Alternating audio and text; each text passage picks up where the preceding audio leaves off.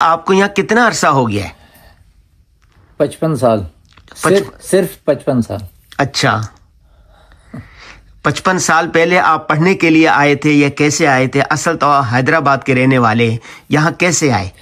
मेरी स्टोरी जो है वो भी थोड़ी कॉम्प्लिकेट है, पेचीदा है। मैं नॉर्वे के लिए नहीं आया था जी, मैं कनाडा के लिए आया था जी। उस वक्त मेरे पास 5 कैनेडियन गवर्नमेंट की तरफ से 5 एम्प्लॉयमेंट परमिट थे मेरे पास जी, जो हर साल वो एक्सटेंड करते रहे, और वो आज भी मेरे पास मौजूद हैं। जब कोई यकीन नहीं करता है तो मैं कैनेडियन गवर्नमेंट का दिखाता हूँ। लेकिन मेरा एक दोस्त था गुल मोहम्मद भट्टी, वो यहाँ पर मुझसे पहले आ गया था, तो उसने कहा कि तनवीर यहाँ पर मिर्च मसाला कोई नहीं मिलता, तुम ऐसा करो कि टिकट बना लो वाया नॉर्वे कनाडा। मैंने कहा ठीक है, मैंने बना लिया। उसके लिए मसाला वगैरह ले आया। वो कहने लगा आते वक्त एक मोटा कोट भी लेके आना लंडे बाजार का, क्योंकि यहाँ सर्दी बहुत पड़ती है। उस वक्त सर्दी बहुत पड़ती थी, तो मैंने एक कोट खरीदा उसके लिए और मिर्च मसाला खरीदा, बाय एयर टिकट खरीदा, नॉर्वे आ गए। ये 1970 की बात है, 1970 की बात है। और वो मेरा आखिरी एम्प्लॉयमेंट परमिट था, क्योंकि 5 परमिट ऑलरेडी वो मुझे दे चुकी थी कैनेडियन गवर्नमेंट। तो नॉर्वे पहुंचे तो गुल मोहम्मद भट्टी को मैंने मिर्च मसाला दिया, वो खुश हो गया, कोट भी दिया, कहने लगा आप ठीक है।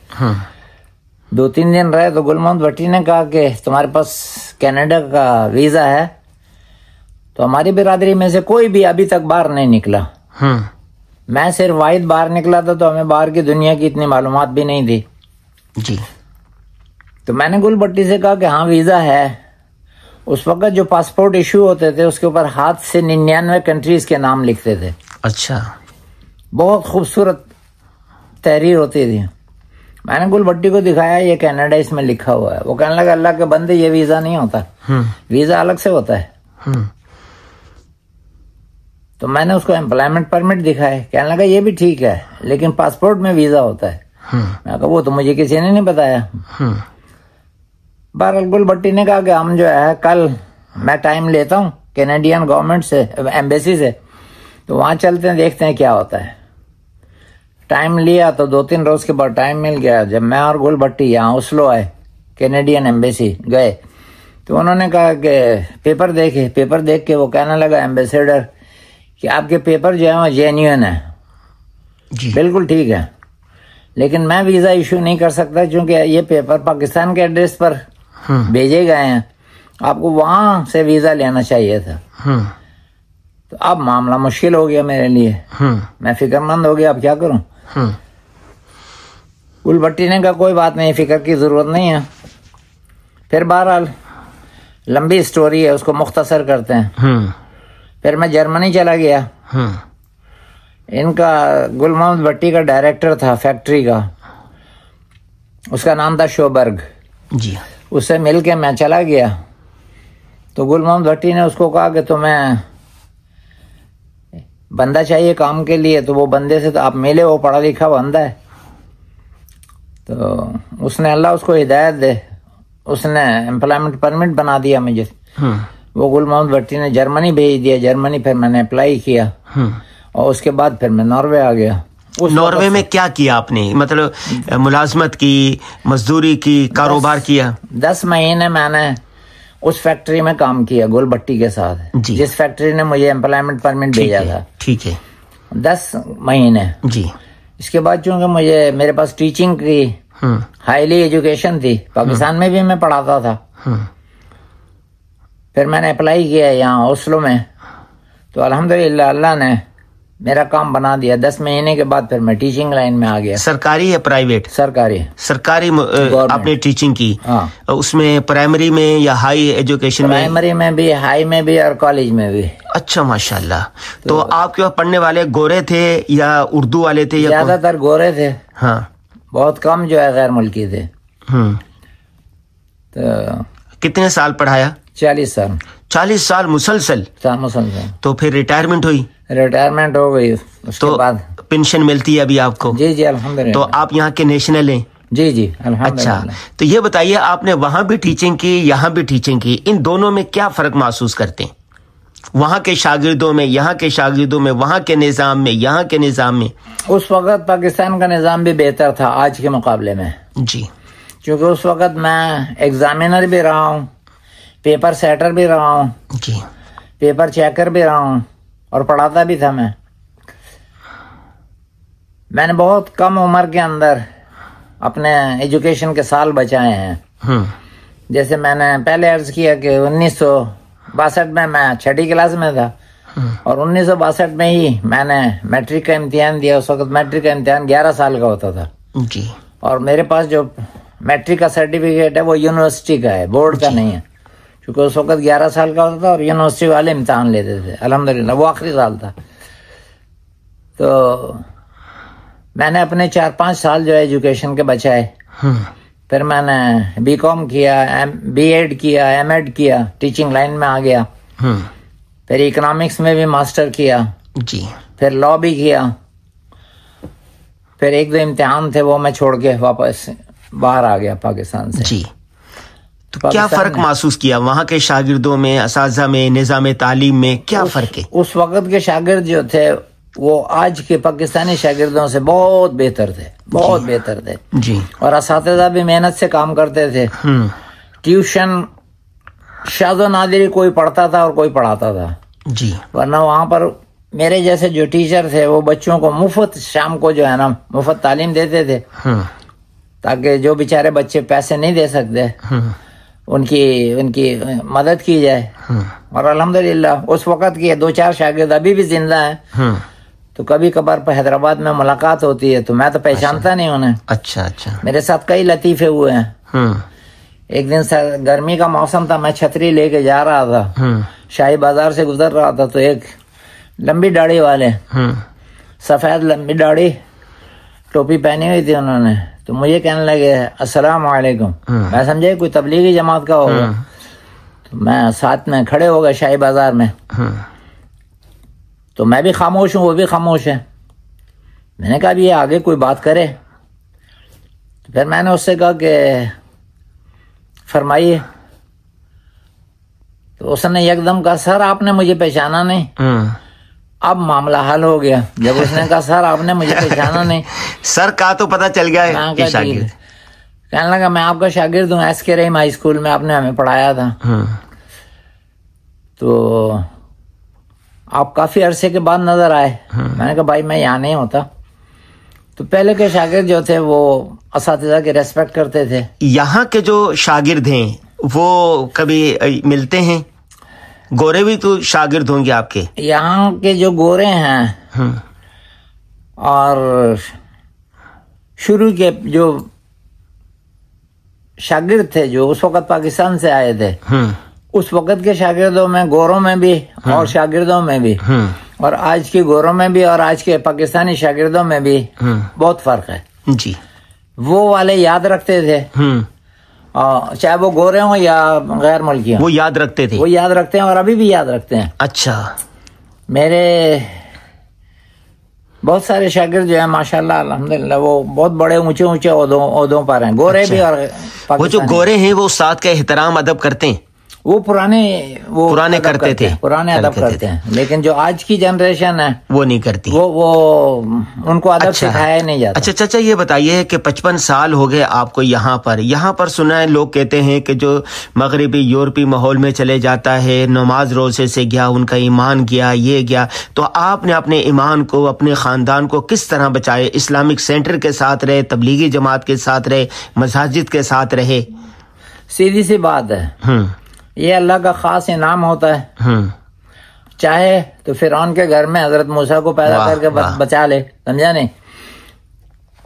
उसकी बीवी को अल्लाह जो है ईमान दे दे और उसको कमबख्त को ईमान नहीं मिला, तो ये अल्लाह की देन है, क्योंकि अल्लाह के खजाने में ईमान सबसे कीमती शय है जी। तो अल्हम्दुलिल्लाह पाकिस्तान में भी, हैदराबाद में भी मेरा बड़े बड़े उलमा की जूतियों में बैठने का मुझे इत्तेफाक था। और बहुत से उलमा ऐसे हैं जिनको आज के मौलवियों ने देखा नहीं। मिसाल के तौर पे एक अकबर शाह साहब थे और एक शुजाबादी थे, मौलाना गुलामुल्लाह रहमतुल्लाह अलैह थे, अब्दुल्ला दरखासी रहमतुल्लाह अलैह, ये जितने भी बड़े बड़े उलमा थे उनकी जूतियों में मैं बैठा हूँ माशाल्लाह। हैदराबाद में जो मदरसा है दारुल उलूम है, हम उनको वहाँ बुला, कारी तैयब साहब देवबंद के, उनकी जूतियों में भी मैं बैठा हूँ। अच्छा माशाल्लाह माशाल्लाह। अच्छा, इसी तरह जो नॉर्वे में ओस्लो में उलमा किराम आते हैं, मौलाना तकी उस्मानी साहब, मौलाना फजल रहीम साहब, आप उनसे भी मुलाकातें करते हैं? मौलाना फजल रहीम साहब और मौलाना तकी उस्मान साहब मेरे मेहमान भी रहे हैं। अच्छा, जाने, और मौलाना तकी उस्मानी साहब अल्लाह उनकी हिफाजत फरमाए, वो मुझे अच्छी तरह जानते हैं। मैं जब भी पाकिस्तान जाता हूँ उनसे जरूर मुलाकात करता हूँ जी। ऐसे ही मक्का शरीफ से मौलाना मक्की साहब तशरीफ लाए थे, वो मेरे मेहमान थे। अच्छा माशाल्लाह। डॉक्टर इनायतुल्लाह मक्का से तशरीफ लाए, वो मेरे मेहमान थे। अच्छा। और जिद्दा के अंदर वो पीर साहब से इंतकाल हो गया, अल्लाह दर्जात बुलंद फरमाए, वो यहाँ तशरीफ लाए थे, वो हमारे मेहमान थे। अच्छा। तो जितने पाकिस्तान से बड़े बड़े उलमा तशरीफ लाते हैं आप उनकी मेहमान नवाजी करते हैं। मौलाना फजल रहमान साहब वो मेरे मेहमान रह चुके हैं। अच्छा जी जी माशाल्लाह माशाल्लाह माशाल्लाह। चाचा ये तो बहुत खुशी की बात है, अल्लाह ताला आपको मजीद तरक्कियां खुशियां अता फरमाए। ये फरमाइए कि इस मुआशरे में रहते हुए और उस पाकिस्तानी मुआशरे में यहाँ क्या खूबियां हैं और वहाँ क्या खामियां हैं, और हम अपने मुआशरे को कैसे दुरुस्त कर सकते हैं? अगर हम 2-3 खूबियां अपने अंदर ले आए जो इन्होंने हमसे ली हुई हैं जी, ये इनके पास नहीं थी खूबियां जी। नॉर्वे पहले डाकुओं का मुल्क था। अच्छा। वाइकिंग का ये वाइकिंग का मुल्क था। ये डाके मारते थे जाके हॉलैंड तक, इंग्लैंड तक, ये मार के आते थे। लेकिन अल्हम्दुलिल्लाह अब चूंकि ये लोग मुसलमान नहीं हैं, लेकिन इनके जितने ज्यादातर कवानीन जो है वो इस्लामी हैं, ज्यादातर कवानीन जी। मिसाल के तौर पे हज़रत उमर फारूक रज़ियल्लाहु अन्हु फरमाया था कि चीजों में मिक्स न करो, मुसलमानों को खालिस माल खिलाओ जी। उनके वक्त का एक वाकया भी मौजूद है, सबको पता है, लड़की का जिससे उन्होंने शादी की थी अपने लड़की की जी। तो एक तो ये है कि ये चीजों में मिक्स नहीं करते, लिहाजा मिलावट ना करें, मिलावट ना करें जी, ये मिक्स नहीं करते जी। नंबर 2 ये जबान से अगर कोई बात कह देते हैं तो फिर उस पर अमल करते हैं, वादे के पक्के हैं, अमल करते हैं उसके बिल्कुल जी। दूसरा ये है कि ये अपने मुल्क से टूट के मोहब्बत करते हैं, अपने वतन से मोहब्बत, अपने मुल्क से, अपने वतन से, अपनी कौम से आंखें बंद करके मोहब्बत करते हैं। जाने उसूलों पर, कानून जो गवर्नमेंट ने कानून बनाया उन पर सख्ती से अमल करते हैं। सिफारिश नाम की कोई चीज नहीं है यहाँ पर। अच्छा। रिश्वत नाम की कोई चीज नहीं है यहाँ पर। और अगर कोई गलती से सिफारिश कर ले तो फिर उसको जॉब छोड़ना पड़ता है। अच्छा। अगर किसी ने किसी की सिफारिश कर दी ना वैसे ही, और उसको पता चल गया कि ये अपने बंदे की सिफारिश कर रहा है जी, तो वो फौरन अखबार के अंदर ले आता है और उस बंदे को फिर रिजाइन देना पड़ता है कि तुमने ये गलत काम क्यों किया। तो इस माशरे की ये खूबियां हैं, अगर ये खूबियां हम अपना लें, हम मुसलमान अपना लें, पाकिस्तानी माशरा अपना लें, तो हम भी पुरअमन और तरक्की याफ्ता बन सकते हैं। इन्होंने ही हमारी ये खूबियां ली हुई हैं जी, तो ये हमारी खूबियां जो हैं हम उनके ऊपर खुद अमल करना शुरू कर दें तो हमें अपनाने की जरूरत नहीं, तो है ही हमारी, ये तो है ही हमारी, समझा नहीं। तो चाचा कोई एक ऐसी बात जो आप पाकिस्तान के नौजवानों को कहना चाहते हो, चूंकि 1 साल के अंदर 9 लाख पाकिस्तानी पढ़े लिखे नौजवान वो पाकिस्तान छोड़ के दूसरे मुल्कों में शिफ्ट हो गए रोजगार के सिलसिले में, क्या कहना चाहेंगे? सबसे बड़ी बात मेरे भाई, मुल्क में अमन होना चाहिए। दूसरा इंसाफ होना चाहिए, इंसाफ और अमन। तीसरा आदमी की जान की, माल की, इज्जत की, आबरू की गारंटी होनी चाहिए। ये सारी चीजें जब हमारे मुल्क में नहीं है, ना इंसाफ है ना गारंटी है किसी चीज की, तो फिर मुल्क तो छोड़ना है ना। फिर सबसे बदकिस्मती ये है कि जो पढ़ा लिखा तबका है, टैलेंटेड तबका है, जो ज़हीन तबका है, हमारे मुल्क से वो निकल के जा रहा है। वो निकल के नहीं जा रहा जिसके पास ज़हानत नहीं है, जिसके पास तजर्बा नहीं है, जिसके पास आगे बढ़ने की हिम्मत नहीं है, वो नहीं जा रहा। हमारे टैलेंटेड लोग बाहर आते हैं और अपने टैलेंट से, तजर्बे से, तालीम से इन ममालिक को फायदा पहुंचाते हैं। अच्छा, कोई एक बात जो आप बच्चों के वालिदैन से कहना चाहें कि वालिदैन अपने बच्चों की तरबियत किस तरह करें? पाकिस्तान में या यहाँ पर या कहीं पर भी, यहाँ पर भी जैसे रहते हैं तो बहुत सारे फिर वो बच्चे जो है ना उनके वालिदैन के हाथ से निकल जाते हैं। मैं वालिदैन से यहाँ पर शुरू से कहता आया हूँ कि जो आप बच्चे को बनाना चाहते हो या बना हुआ देखना चाहते हो, बच्चे के सामने आप खुद वैसे बन जाओ। ओ माशाल्लाह माशाल्लाह, रोल मॉडल बच्चे के लिए आप खुद बन जाओ। घर की चार दीवारी को जो है ना बच्चे का मकतब बना लो, तो बच्चा जो है ना जब आपको फॉलो करेगा तो फिर बच्चे को आप जैसा देखना चाह रहे हो वो वैसा आपको नजर आना शुरू हो जाएगा। बस चाचा ये बताइए कि आपने 55 साल यहाँ गुजार दिए, हुक्मरानों को भी देखा, सब कुछ देखा, वहाँ पाकिस्तानी हुक्मरानों को क्या कहेंगे कि वहाँ पर अमन आ जाए, सुकून आ जाए, रोजगार आ जाए, इत्मीनान हो जाए, वहाँ पर लोगों को तरक्की कर जाए मुल्क हमारा? बदकिस्मती हमारी ये है कि जब से पाकिस्तान बना है, मेरी पैदाइश इंडिया की है और मेरे जिस्म के ऊपर शहीदों का लहू था। हमारे ज्यादातर खानदान वाले शहीद हो गए। तो जब से पाकिस्तान बना है उस वक़्त से अल्हम्दुलिल्लाह हिस्ट्री मुझे पता है और मैंने खुद तजर्बात किए हैं पाकिस्तान में। अगर हम पाकिस्तान को फलाही रियासत बनाना चाहते हैं तो गांधी ने नेहरू को नसीहत की थी कि तुम इंडिया को तरक्की देना चाहते हो तो हजरत अबू बकर सिद्दीक रज़ियल्लाहु ताला अन्हु और हजरत उमर फारूक रज़ियल्लाहु ताला अन्हु वाला मॉडल जो है ना यहाँ पर ले आओ। अच्छा। और वही मेरी दरख्वास्त है। गांधी नॉन मुस्लिम था, अब मुझे नहीं पता उसने दिल में कलमा पढ़ लिया होगा, क्योंकि वो जो भी बात करता था उसको नहीं पता होती थी, तो फिर वो अपने बंदों को उलमा के पास भेजता था कि जाके मालूम करके आओ कि इनके पैगंबर ने इस मामले में क्या पैगाम दिया है, क्या अमल किया है, और वो उसके ऊपर अमल करता था। अच्छा। तो मुमकिन है उसने कलमा पढ़ लिया हो। तो जो गांधी जी ने मशवरा दिया था नेहरू को, अपनी गवर्नमेंट को, वही मशवरा है कि अगर मुल्क में फलाह बहबूद चाहिए तो हजरत अबू बकर सिद्दीक रज़ियल्लाहु ताला, हजरत उमर फारूक रज़ियल्लाहु ताला अन्हु वाला दौर हम ले आए।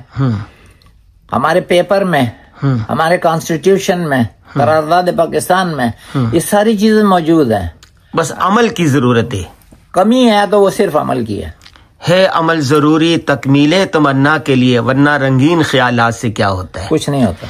चाचा जी बहुत शुक्रिया, आपने अपना कीमती वक्त इनायत फरमाया और कीमती बातें हर तबके के लिए इरशाद फरमाई। बहुत शुक्रिया।